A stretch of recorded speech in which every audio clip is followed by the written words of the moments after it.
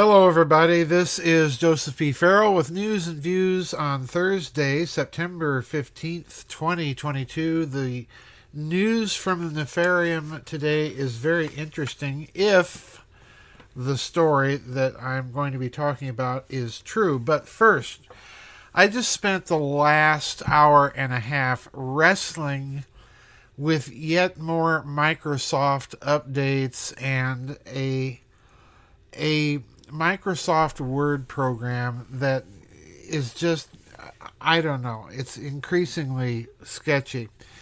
And while I was doing that, I was thinking, you know what people need to do. Those of you out there that are young or wanting a challenge, that know how to code and know how to create software, or for that matter, even put together computers and all of that, we need someone to come up with a good word processor that you can actually go into a store like you used to be able to do and buy on discs and install it on your computer and have your own copy of your Word software so that you don't have to rely on Bill Gates and Microsoft for these endless updates and interruptions, and now they want to charge you licensing fees to keep your software updated.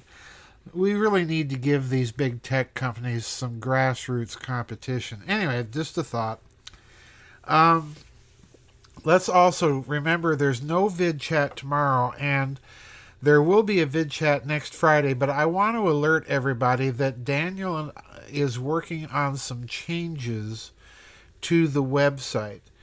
And those changes will involve us moving away once and for all from any YouTube-based platform. We hope. We're still kind of getting this straightened out.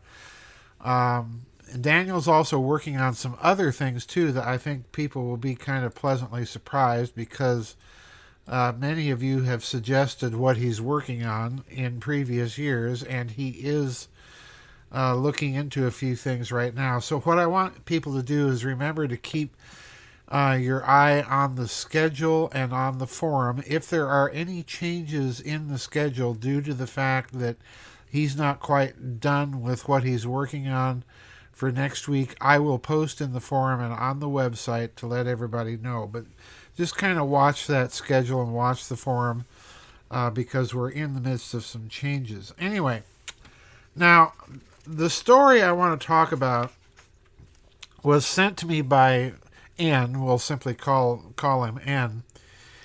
And it's a story that appeared in the United Kingdom's Daily Mail yesterday. Now, I've used Daily Mail off and on this website as a source, but you should know that Daily Mail is kind of a dodgy source, like many of the British tabloids.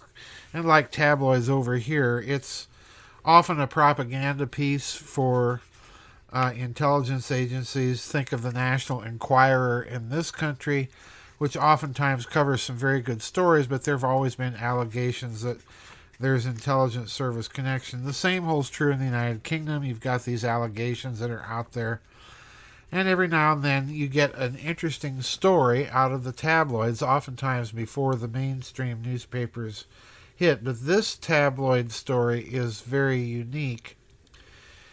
It's about a story that apparently Russian President Vladimir Putin's motorcade was attacked yesterday while it was en route to the Kremlin itself.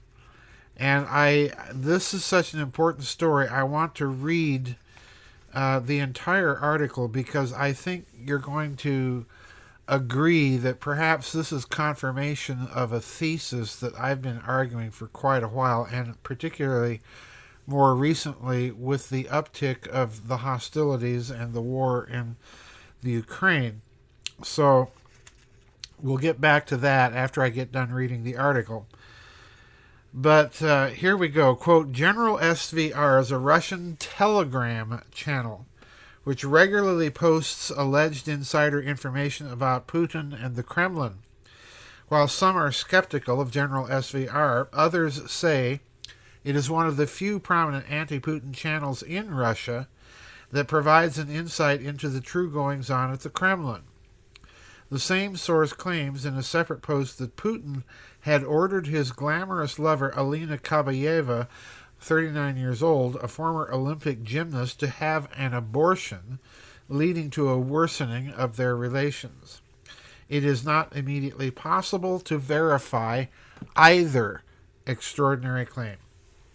So the article continues with the report on the alleged attack on the motorcade as follows, quote, "The car drove to safety with Putin unharmed, but there have been multiple arrests from his security service, while other bodyguards have vanished, amid claims that secret information about the 69-year-old ruler's movements was compromised," says General SVR Telegram channel.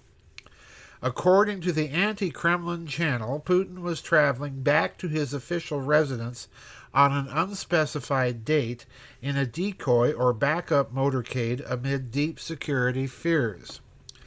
On the way to the residence, a few kilometers away, the first escort car was blocked by an ambulance, and the second escort car drove around without stopping due to the sudden obstacle and during the detour of the obstacle. In Putin's car, a loud bang sounded from the left front wheel, followed by heavy smoke. Putin's car, despite the problems with control, made its way out of the attack scene to reach the safety of the residence. Subsequently, the body of a man was found driving the ambulance, which blocked the first car from the motorcade.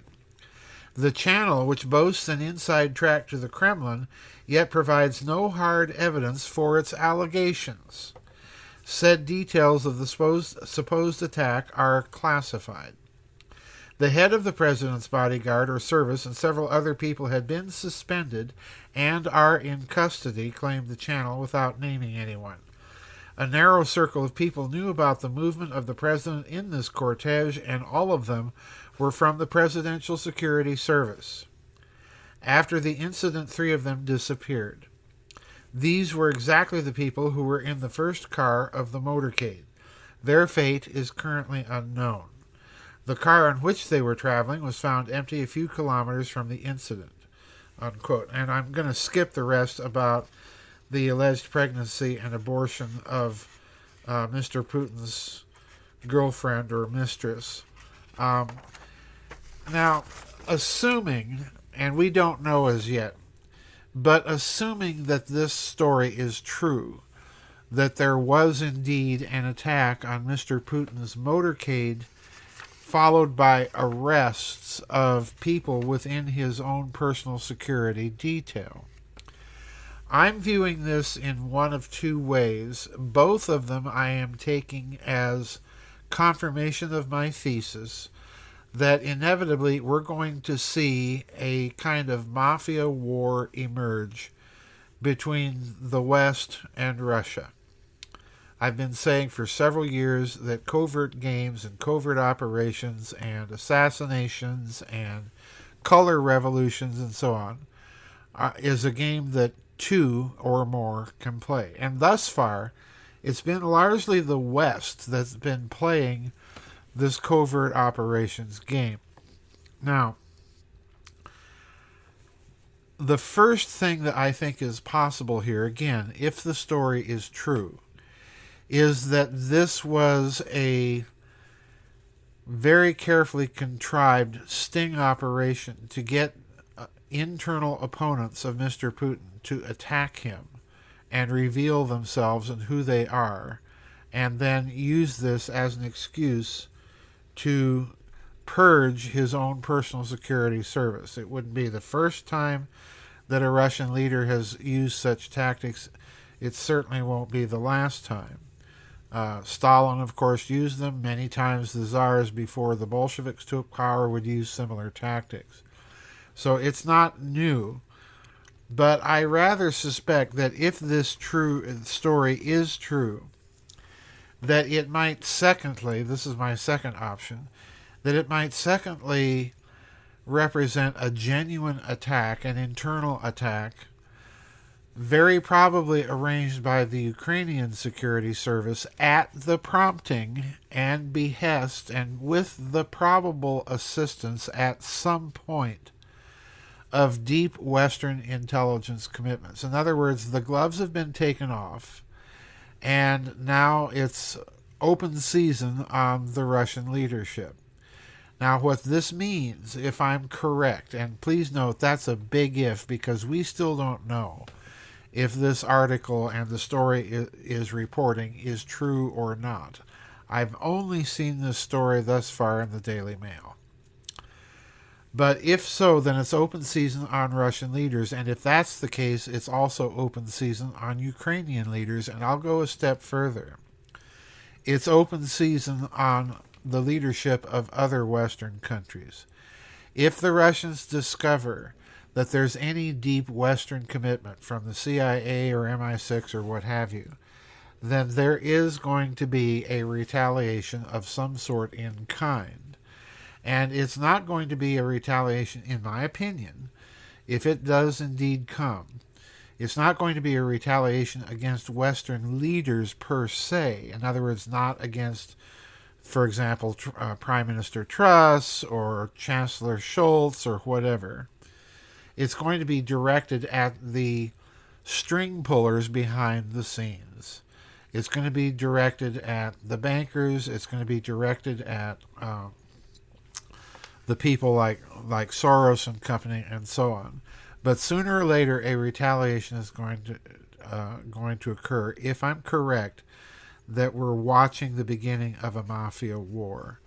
Now, the one thing that makes me suspect this story may not be true is that if this had been a genuine attack on President Putin's motorcade, I would have expected some attempt would have been made to stir up a concurrent or contemporaneously timed social event, protests in Moscow against Mr. Putin or what have you. That has not taken place. In other words, if you're going to get rid of the Russian president, you want to make sure that you're getting rid of all of his supporters in the government and try and stage some sort of internal coup.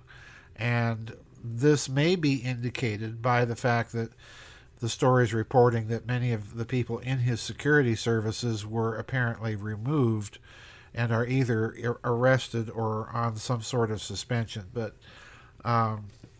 this is a very intriguing story, and I can't get it out of my head that we may be watching the beginning here of a protracted and very messy mafia war with these types of covert operations taking place between the East and the West. So that's my news and views for the day, folks. Stay tuned as I warned you to the schedule and to the forum and my announcements on the website. Daniel is working on some new things, and we're kind of in the middle and trying to schedule this so that our own internal schedule won't be interrupted, but there is always a chance of that. So I'll try and keep everybody posted on my Facebook page, on the website, and in the forum. Take it easy, folks. Remember, there's no vid chat tomorrow. We'll see you next week for another news and views on the flip side. Bye-bye and God bless.